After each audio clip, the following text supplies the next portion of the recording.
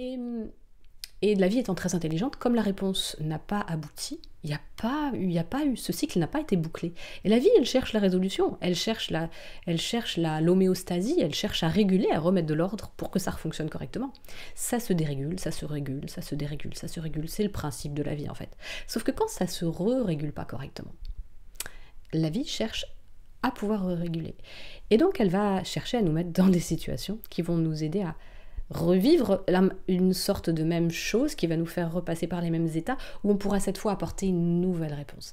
Et c'est ça que parfois quand on voit les schémas répétitifs, on se dit ça fait chier, ça fait chier, ça fait chier. Et moi je commence de plus en plus à comprendre que tout ça n'est absolument pas là pour nous faire chier, c'est là pour nous aider, sauf qu'on n'a pas compris. Hello tout le monde, allez ça y est, je reprends le partage que j'ai entamé avec vous à travers ces vidéos sur ce que j'ai appris en 2024 sur le système nerveux. Aussi bien ce que j'ai appris, de la théorie, notamment la théorie polyvagale, et de ce que j'ai appris, moi, dans mon expérience, qu'est-ce que ça change dans ma vie actuelle. Il y avait des choses que j'avais déjà compris de la vie, j'ai 45 ans, heureusement j'avais déjà compris des choses. Mais ce truc de la théorie polyvagale, c'est comme le chaînon manquant, vous voyez. Des fois, admettons, imaginez, vous avez deux personnes, il y en a une qui est coincée, qui est tombée, et elle est suspendue à un rocher, à deux doigts de se casser la gueule. Et il y en a une autre, en haut, qui a bien maîtrisé ses appuis et tout, et elle lui tend la main. Elle est sûre de ne pas tomber, donc c'est bon, et elle lui tend la main pour pouvoir l'accompagner, l'aider à remonter, pour lui servir de soutien, de confiance, de référence, et hop, et il manque ça pour qu'il puisse accrocher la main l'un à l'autre. Et bien vous voyez, l'apprentissage que j'ai moi de ces notions-là, de la théorie polyvagale, de ce fait que qu'est-ce qu'est le trauma? Parce qu'en fait, notre système nerveux, il est dérégulé soit à cause de tout petit ou de grands traumas. Et quand j'ai compris ce que c'était le trauma, parce que le trauma, c'est pas juste un événement, c'est la réaction en chaîne de notre système nerveux, de notre physiologie, qui entraîne elle-même des conséquences psychologiques, des conséquences émotionnelles, comportementales et tout. Mais la base, c'est la physiologie. Et cette compréhension, en fait, elle est hyper importante parce que c'est comme si on était à côté de la plaque sur nos biais, nos voies pour comprendre nos vies. Moi, je cherche à comprendre ma vie depuis tellement longtemps, mon rapport aux autres, mon rapport à mes comportements, mon rapport à mes émotions, mon rapport à mes faiblesses, mon rapport à ma manière de me nourrir, qui est parfois vraiment, qui a longtemps été complètement déconnante, quoi. Plus d'une quinzaine d'années de boulimie à plein pot, c'est quand même, si c'est pas de l'auto-sabotage, je sais pas ce que c'est, mais bon, maintenant je comprends que c'est pas de l'auto-sabotage en fait.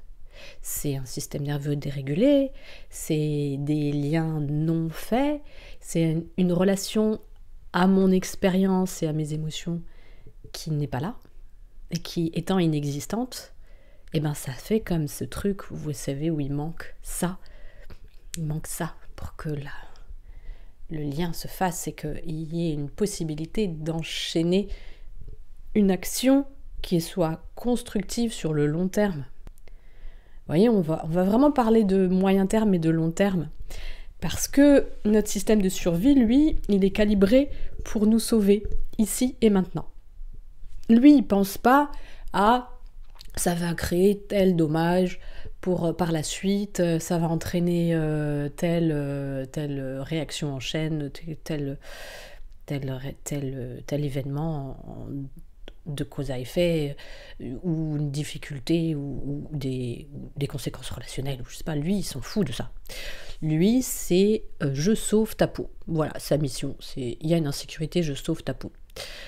Et quand on se voit, par exemple, aboyer sur quelqu'un, il nous dit un mot qui ne nous a pas plu, je veux dire, à un moment donné, après coup, on se dit, mais c'était qu'un mot qu'il m'a dit, quoi. Je vais pas mourir. C'était quoi? Oui, j'étais agacée. Mais après qu'on regarde notre réaction, on se dit, mais ça valait pas le coup. Qu'est-ce qui s'est passé? Bah oui, c'est notre système nerveux. Lui, il en a rien à foutre des conséquences de je me mets à aboyer et derrière, bah, ça peut me faire perdre mon boulot parce que c'est sur mon chef que j'ai aboyé. Un peu con. Hein, voilà, il n'y a pas eu la mesure de peut-être que je peux prendre du recul, peut-être qu'on peut parler autrement, peut-être que je peux mettre en place des actions un petit peu moins abruptes, dévastatrices, peut-être que je peux quand même me rendre compte que ouais, l'autre, admettons, il pense des trucs cons ou il dit des trucs injustes. Bon, ok, je suis pas obligée de me mettre dans des états pareils en fait. Mais notre système nerveux, lui, il le fait pourquoi? Parce que il a appris à un moment donné dans sa life que face à une situation comme ça, qui risque de me faire vivre telle chose, la meilleure chose à faire, c'est celle-ci. Ça aurait aussi bien pu être une autre. Là, je vous ai parlé du sympathique agressif, cet état de mobilisation qui va bondir, qui va s'activer et acter quelque chose à l'extérieur et de front. Vous voyez, c'est deux fronts. Ça aurait très bien pu être un des autres états du système nerveux. Ça me permet de vous les rappeler. Ça me permet de vous les rappeler au passage. Ça aurait pu être le sympathique fuyant, qui lui esquive et fait comme s'il n'avait rien entendu. Mais ça se loge quelque part et puis en attendant, je vais faire autre chose. Je vais aller voir un bon film au cinéma pour ne plus penser à ce que j'ai entendu. Et puis même pas mal. Et puis c'est pas grave. Et puis je laisse traîner le truc, et puis voilà. Et puis résultat, en fait, avec ce sympathique fuyant, bah, j'esquive le ressenti que j'ai, j'esquive d'affronter la situation, et de éventuellement prendre rendez-vous avec mon chef, parce que finalement j'ai rien dit sur le moment, et j'ai fait comme si ça m'atteignait pas, j'ai fait comme s'il se passait rien pour moi, j'ai complètement nié le truc, quoi. Mais en réalité, il s'est passé quand même quelque chose. Et puis bah, je me suis quand même mobilisée. Vous voyez, c'est ce système mobilisateur, tout comme le sympathique agressif qui se mobilise, mais de front, lui. Le sympathique fuyant, il se mobilise, mais pour esquiver. Il esquive, j'esquive. C'est un exemple parmi tant d'autres, hein, mais c'est pour vous montrer les modes en action à travers des états possibles, des comportements possibles, des situations que j'invente, mais qui peuvent être tout à fait réelles. Où j'aurais pu très bien, face à ce chef qui me dit un truc activant, un truc quelque part... qui moi me met en insécurité en tout cas, hein. Il me met ce qu'il me dit me crée ce qu'on appelle une rupture de lien, donc un truc qui dérégule ma sécurité intérieure. Donc mon système nerveux, lui, bascule de cet état de sécurité à un état d'insécurité, à travers un des modes dont je suis en train de vous parler. Ça aurait pu être le mode inhibition. J'aurais pu être rentrée dans un état de limite, ça me fiche complètement ce qu'il me dit. Et derrière, je suis là, prostrée, il y a aucune activation possible. Je suis là, genre je vais être un peu presque me zombifier tout l'après-midi. Je vais pas aller au cinoche, je vais pas aboyer sur mon patron. Là, c'est vraiment le mode où il y a tellement un sentiment de menace à l'intérieur, c'est tellement fort que mon système se met comme en repos forcé.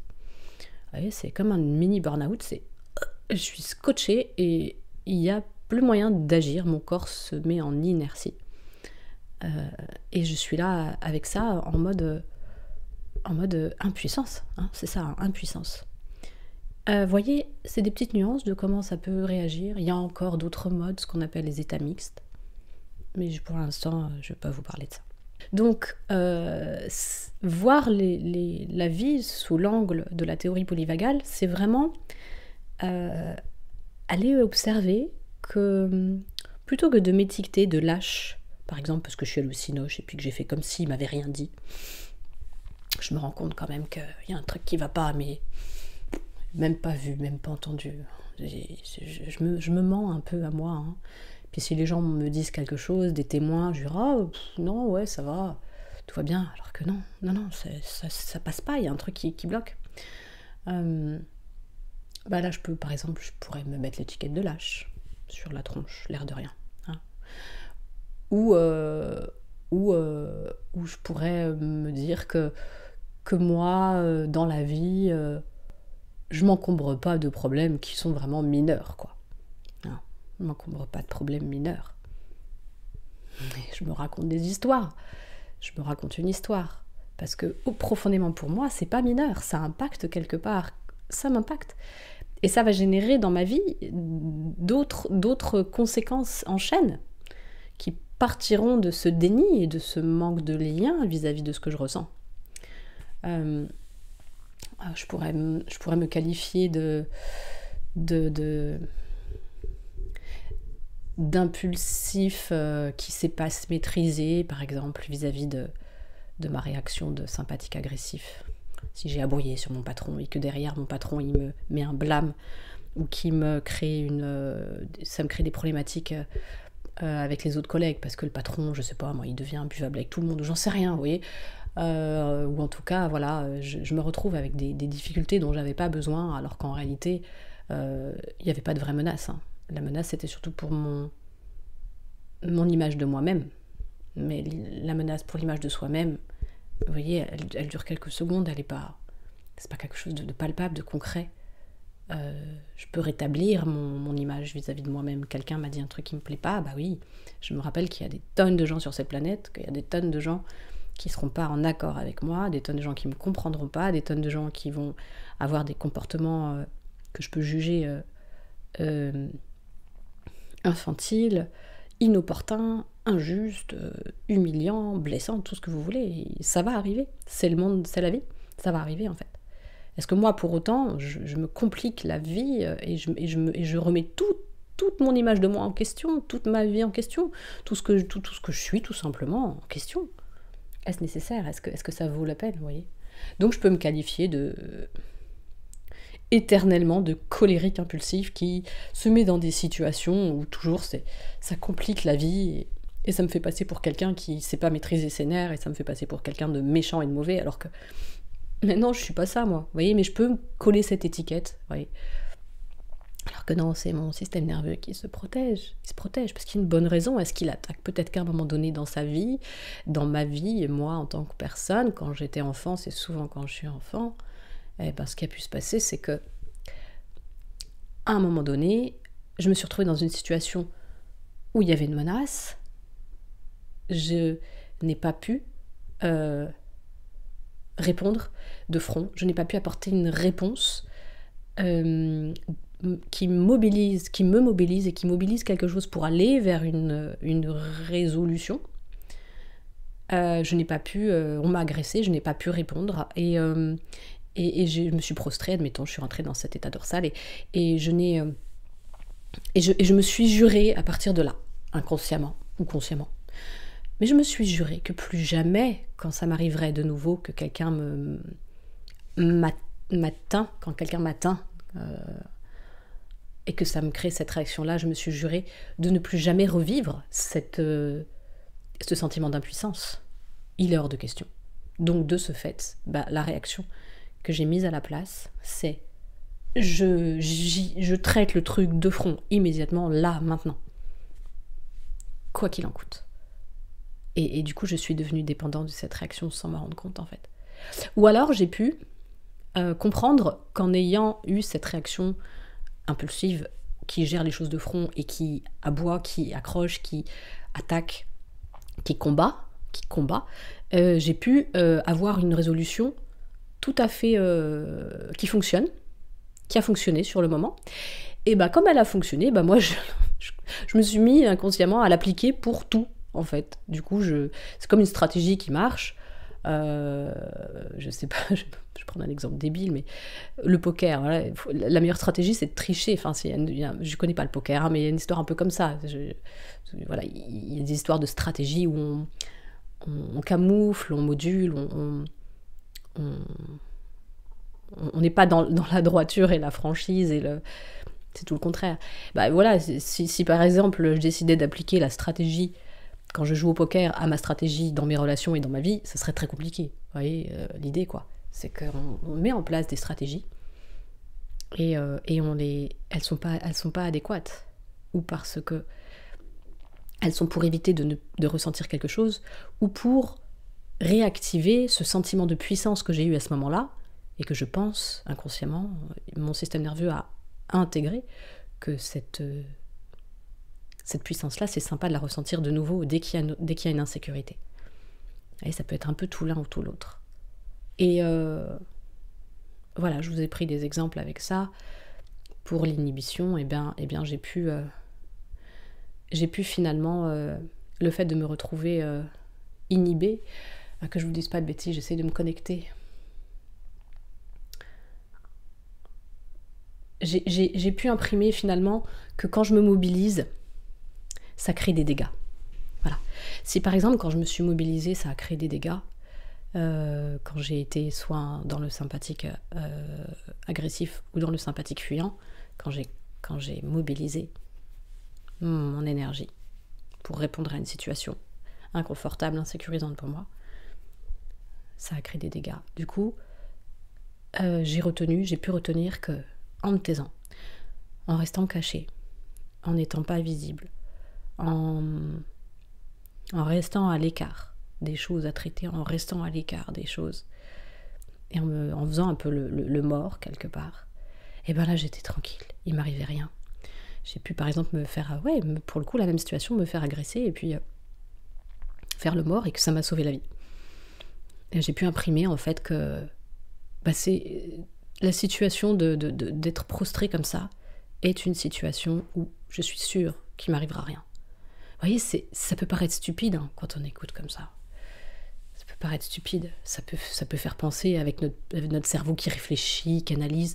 Mais c'est débile en fait. On sait très bien que à chaque situation précise, il y a une réaction spécifique à avoir.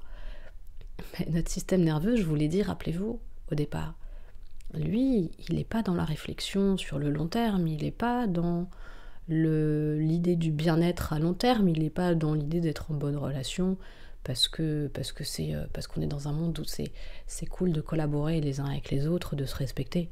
Il n'en a rien à foutre de ça, lui. Lui, ce qu'il veut juste, c'est que ce corps-là, il reste en vie. Et donc, il va fonctionner de manière extrêmement basique. Il n'y a pas la relation avec le néocortex là. Ça, c'est le cerveau qui est arrivé en tout dernier. On a d'abord eu le cerveau reptilien, après le cerveau limbique et après le néocortex. Et c'est avec celui-là qu'on va plutôt rentrer dans une forme de conscience. Et alors, comme c'est simple et en même temps, ça reste quand même complexe parce qu'il y a plusieurs systèmes qui cohabitent. Il y a plusieurs plans. On voit bien qu'on est doté dans notre structure humaine de plusieurs niveaux qui ne fonctionnent pas du tout sur les mêmes choses et qui doivent cohabiter.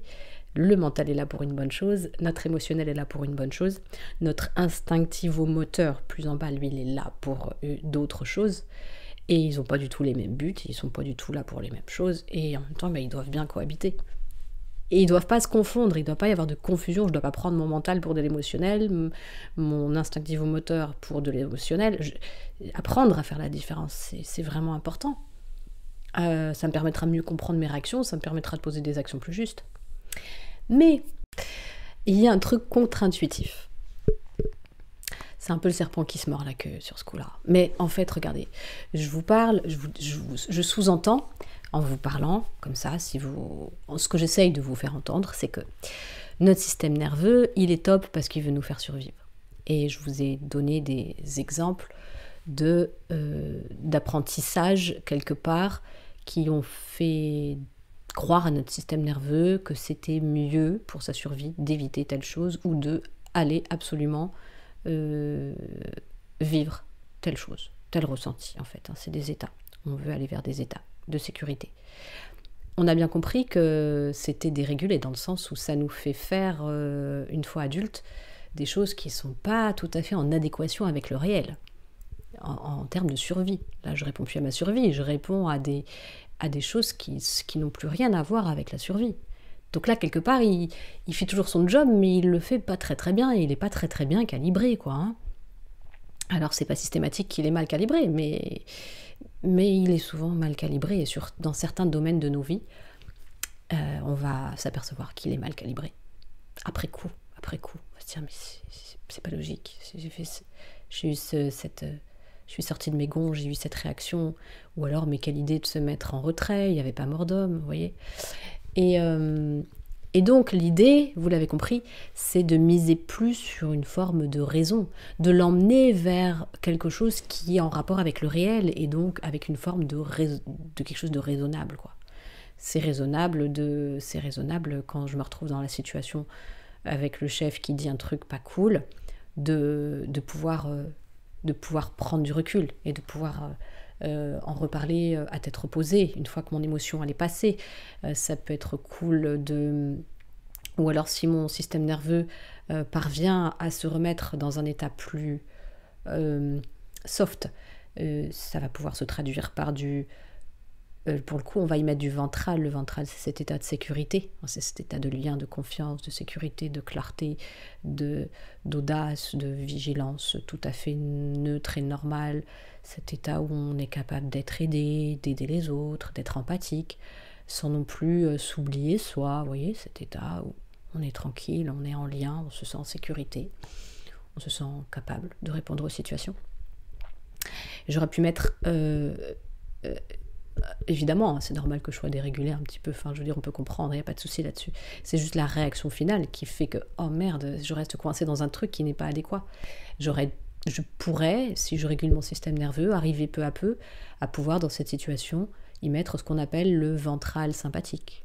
Donc c'est plutôt le ventral sympathique là qui pourrait être là. C'est-à-dire qu'il y a une mobilisation, mais elle reste mesurée parce que je me sens en sécurité.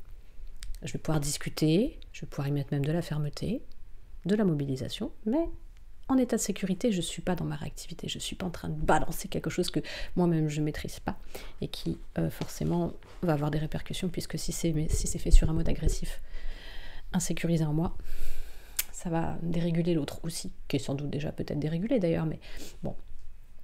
Alors, on peut y mettre une idée de raison, mais ce qui est très important à comprendre, c'est que quand j'ai vécu un trauma, une des raisons pour lesquelles, si j'ai vécu un choc ou une situation répétitive qui m'a mis dans une insécurité qui a créé quelque chose qui est traumatique, le choc post-traumatique, la réaction post-traumatique qu'on pourrait appeler trauma, c'est le fait que je n'ai pas pu boucler la boucle. C'est-à-dire, normalement, je suis censée, quand je passe par plusieurs états, retourner à un état de sécurité.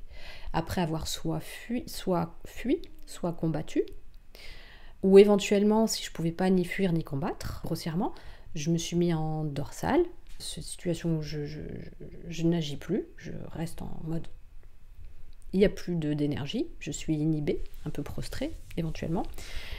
Au final, chez les animaux, on le voit, souvent les animaux, on les voit trembler. Une fois qu'après s'être prostré, il tremble.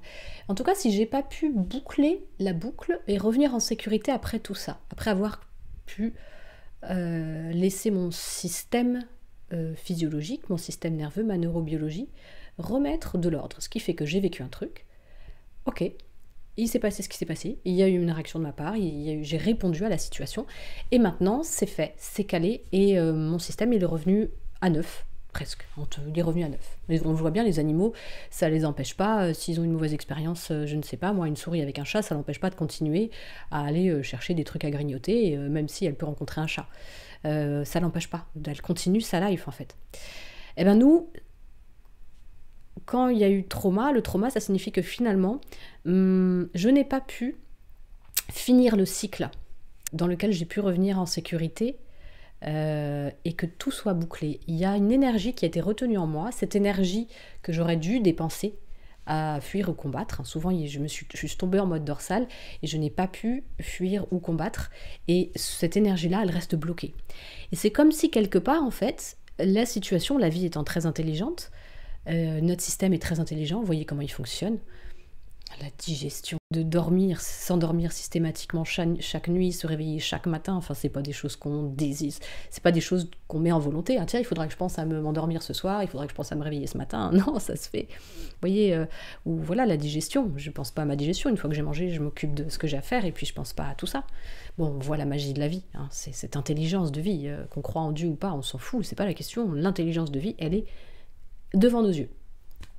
Les arbres qui repoussent chaque saison, etc., etc. la météo, tout. Et, et la vie étant très intelligente, comme la réponse n'a pas abouti, il n'y a pas eu, ce cycle n'a pas été bouclé. Et la vie, elle cherche la résolution, elle cherche l'homéostasie, elle cherche à réguler, à remettre de l'ordre pour que ça fonctionne correctement. Ça se dérégule, ça se régule, ça se dérégule, ça se régule. C'est le principe de la vie en fait. Sauf que quand ça se régule pas correctement, la vie cherche à pouvoir réguler. Et donc elle va chercher à nous mettre dans des situations qui vont nous aider à revivre une sorte de même chose qui va nous faire repasser par les mêmes états où on pourra cette fois apporter une nouvelle réponse. Et c'est ça que parfois quand on voit les schémas répétitifs, on se dit ça fait chier, ça fait chier, ça fait chier. Et moi je commence de plus en plus à comprendre que tout ça n'est pas absolument pas là pour nous faire chier, c'est là pour nous aider, sauf qu'on n'a pas compris. Et moi ça y est, j'ai compris ça. Alors je vous dis pas que H24, c'est clairement dans ma tête et clair dans ma tête que quand je vis un truc inconfortable et une situation qui a tendance à se répéter, immédiatement je me dis oh bah ouais, c'est vraiment la vie qui est à mon service, elle est intelligente et elle m'aide à régler un truc. Non, non, non, parce que je rentre dans mon état du système nerveux, hop, et il y a cet état de ras-le-bol ou de ce que vous voulez, confusion, tristesse, colère, incompréhension, et je vais rentrer dans du sympathique agressif, ou du sympathique fuyant, ou du dorsal, ou les états mixtes, comme la pacification, la soumission, le figement, des choses comme ça. En tout cas, je vais rentrer en insécurité, et je risque d'y rester.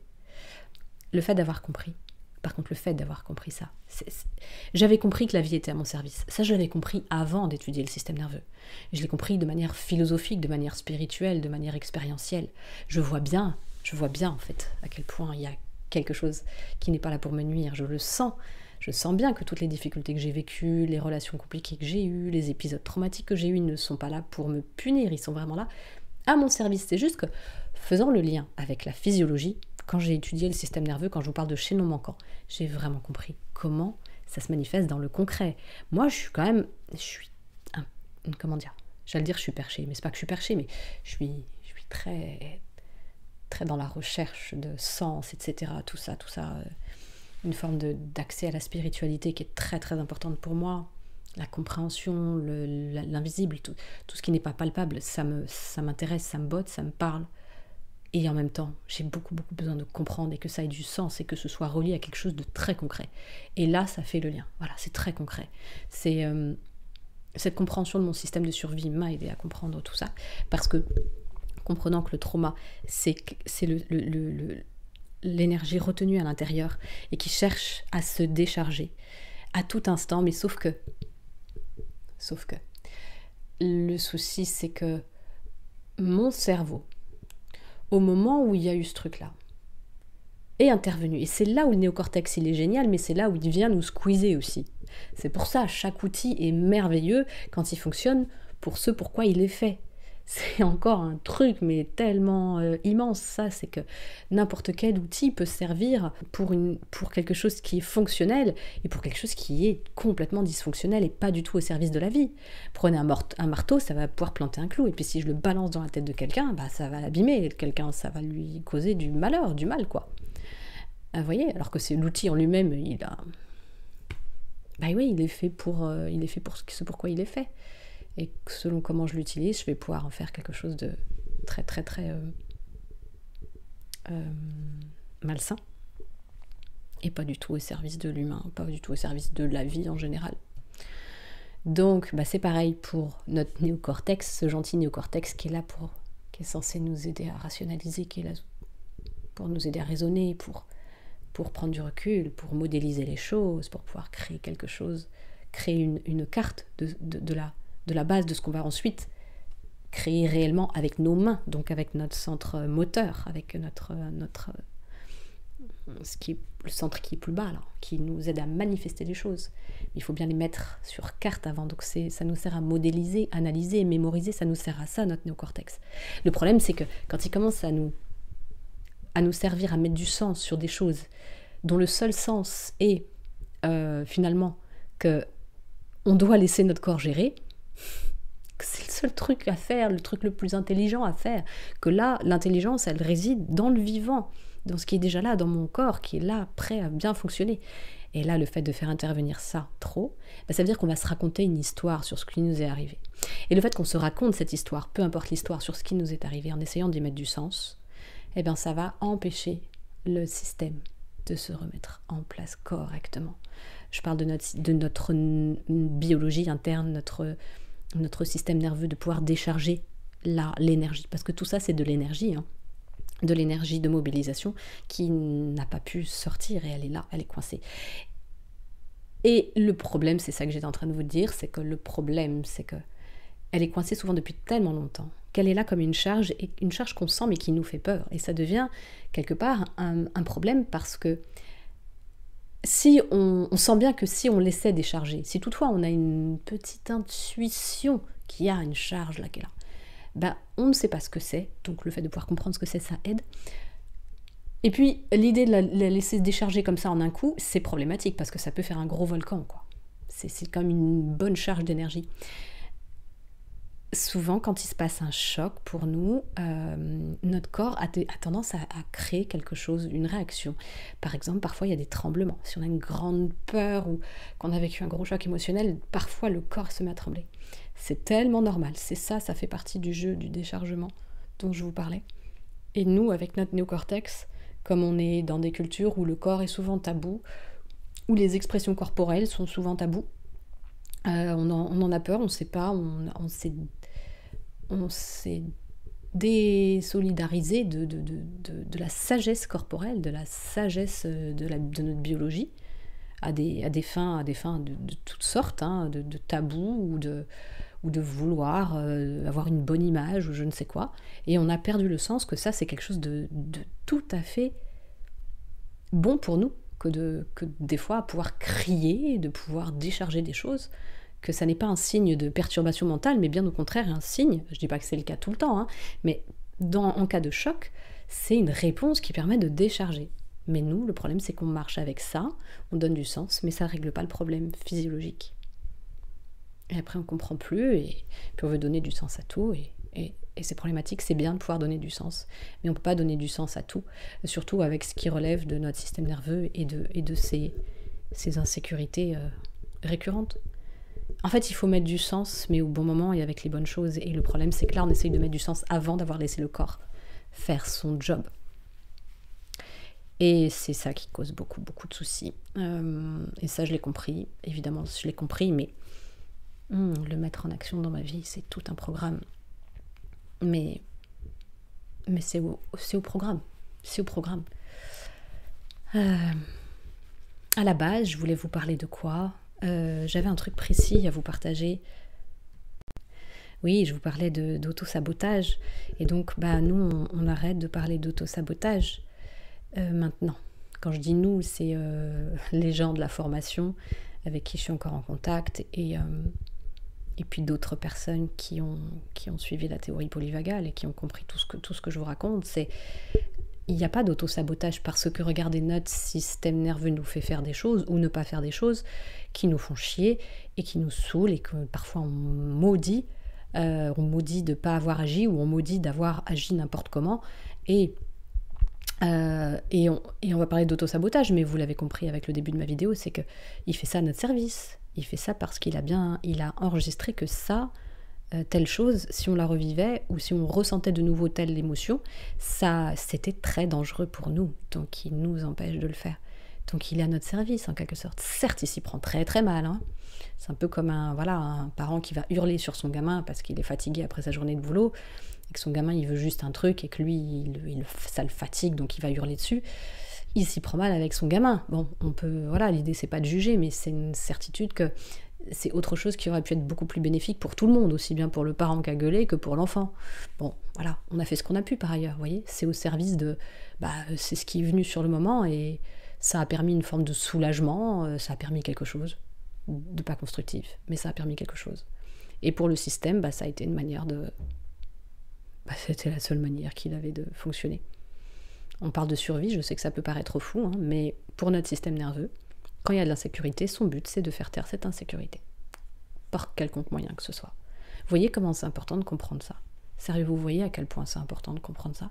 Si on ne comprend pas ça, on est complètement paumé avec nous-mêmes en permanence, et on est paumé aussi avec les autres en permanence, et on se met à juger à tout va, et juger, n'aide rien ni personne. C'est au service de que dalle, en fait. Évaluer, c'est intéressant. comprendre, c'est intéressant. Juger, c'est... On pourrait passer nous-mêmes notre vie à nous juger de ce qu'on a fait ou pas fait, et puis juger les autres de ce qu'ils ont fait ou pas fait, mais ça fait rien avancer du tout. Et donc ce système nerveux, voilà, c'est ça que je voulais vous partager, et après je vais arrêter là pour ce partage. Ce système nerveux, en fait, autant il m'enrage, il me fait rager, que je le bénis en fait. Je le bénis littéralement parce que je me rends compte vraiment à quel point c'est grâce à lui que je suis là et que je suis arrivée jusqu'à cet âge-là. Je ne sais pas si je serai encore là demain, mais je suis là aujourd'hui et je peux vivre des tas de choses grâce à ça. Donc c'est grâce à lui que je suis en vie. Merci, merci, merci, mon système nerveux. Il est littéralement le moteur du fait que je sois en vie. C'est à cette origine-là, c'est cette origine-là qui fait que je suis en vie. Alors bien sûr, si on y voit de la spiritualité, bien sûr qu'il y a sans doute d'autres raisons pour lesquelles je suis en vie. Il y a mon rapport mon rapport à plus grand que moi, selon moi, qui fait que je suis encore en vie. Il y a plein de choses. Mais en tout cas, physiologiquement, une chose est sûre, c'est que c'est lui, c'est mon système nerveux qui fait que je suis encore en vie. Dans les fonctionnements de toutes les connexions internes, de comment ça s'organise là-dedans, c'est lui, c'est ma survie, c'est lui. Donc merci. Et en même temps, il me fait avoir des réactions que je comprends tellement pas, que je trouve tellement disproportionnées, inappropriées, complètement débiles, si j'y mets du jugement. Je ne comprends pas, je ne me comprends pas à certains moments. Je suis un mystère pour moi-même. Et donc, je sais que c'est mon système nerveux qui est en action. Il me protège d'une manière des fois complètement, mais voilà, via des choses étranges comme du silence là où il y a besoin de parler, trop de paroles là où il n'y a pas du tout besoin de paroles, un mal à l'aise extrême qui met tout le monde mal à l'aise alors qu'il n'y a rien de grave qui se passe, une colère, une rage alors qu'il ne se passe rien de fondamentalement qui mettrait personne en colère en fait. Ou alors il va me frustrer pour un truc tellement ridicule comparé à une énorme frustration, je ne sais pas moi, existentielle. Et c'est tellement puissant, intense et violent ce qui me fait ressentir. Et pour ça, ouais, je le maudis, quoi. Je le maudis parce que qu'est-ce que t'as besoin de réagir comme ça? Qu'est-ce que t'as besoin de te mettre en insécurité pour un truc qui n'est pas du tout insécurisant?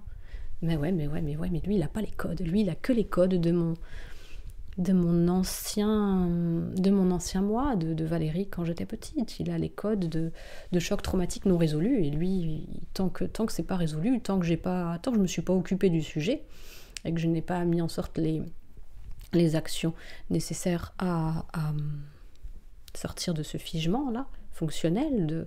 D'ailleurs, je vais vous mettre une vidéo sur le figement fonctionnel là-dessous, parce que j'en parlerai forcément dans les prochaines vidéos à un moment donné.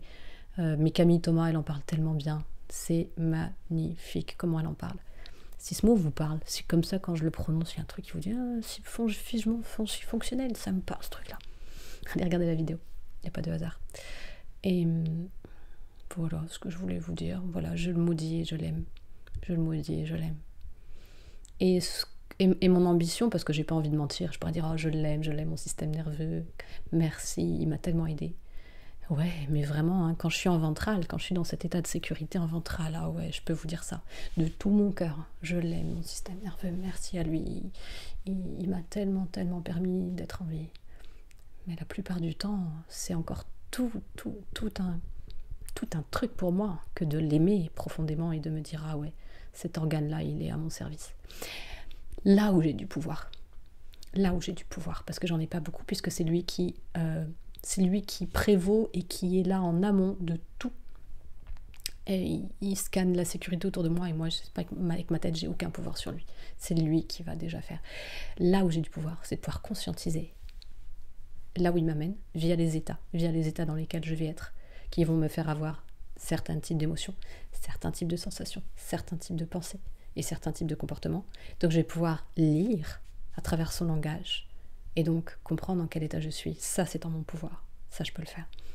Et je vais pouvoir le réguler. Je jour après jour. Et à force de le réguler, il va être de plus en plus flexible. Il va pouvoir passer de plus en plus d'un état à un autre. Et m'éviter de rester coincé dans ces fameux états qui sont inadéquats au possible et qui ne me rendent pas du tout service à long terme. Qui sont au service de mon soulagement du moment, mais pas du tout au service de mon bien-être, au service du bien-être des autres, au service de relations apaisées et puis d'une espèce de paix intérieure globale et de choses qui se déroulent correctement, avec plein de défis, mais des défis qui ne sont pas des défis de tout le temps être en rage, en fuite ou en prostration. Vous voyez ? Ou alors quand c'est nécessaire. Quand c'est nécessaire, mais pas dans toutes les situations comme ça, n'importe comment, de manière complètement hasardeuse et qui n'est pas hasardeuse, hein, parce que quand on apprend à développer la compassion pour pourquoi on rentre dans ces états, et ça c'est fondamental de comprendre, qu'est-ce qui fait qu'on rentre dans ces états ? La compassion, c'est une des choses les plus importantes. C'est obligé que je vous prononce ce mot dans les vidéos systématiquement. La compassion envers mes états, c'est pour ça. Je les aime pas, mes états. Mais apprendre à les aimer parce qu'ils ont une fonction, ça c'est la meilleure chose que je puisse faire. Et j'apprends jour après jour à le faire. Et je souhaite vivement que vous, si vous écoutez mes vidéos, que c'est pas la première fois que vous écoutez, que vous avez déjà écouté les précédentes. Alors si vous avez écouté les précédentes et que vous écoutez encore ça, et que vous vous êtes pas encore intéressé clairement au sujet, il est temps, les gars. Il est vraiment temps. Et je vais vous mettre une vidéo sur la théorie polyvagale et je vais vous mettre une vidéo sur l'IFS parce que les deux pour moi sont tellement liés. Maintenant j'ai envie de parler des deux. Je peux pas parler des deux vraiment parce que l'IFS je le connais qu'en tout petit peu. Mais ce que je connais c'est déjà beaucoup. Ça m'aide déjà beaucoup. Mais parlons juste du système nerveux, ce serait bien. Je vais pas vous noyer. J'avais vraiment envie de vous partager ça. Ça me tient tellement à cœur de partager le changement de paradigme pour moi depuis que j'ai fait cette formation. Et quand j'échange avec les gens de ma formation, qui eux maintenant sont en train de devenir coach aussi, ou à comme moi l'intégrer à leur activité déjà existante, hein, moi je suis kinésiologue à la base et j'intègre ça en plus, et bien tous ils disent la même chose que moi, que c'était le chaînon manquant à tout ce qu'ils avaient compris et fait, et pourtant la plupart ils ont déjà fait beaucoup de choses. C'est le chaînon manquant. Ces compréhensions-là sont fondamentales pour arrêter de se taper sur la gueule tout le temps, ou de taper sur la gueule des autres tout le temps, c'est-à-dire d'être dans un jugement, des étiquetages, et rien qui avance, et rien qui change. Et qui nous rend encore plus fous d'année en année, en fait. Et qui nous fait de plus en plus être impuissants, alors qu'on a du pouvoir. On n'a pas du pouvoir sur beaucoup de choses, mais les quelques trucs sur lesquels on en a un énorme, quoi. Énorme. Et ça, j'ai vraiment envie de vous le partager. Ça me tient vraiment à cœur. Voilà, merci de m'avoir écouté. À la prochaine, ciao.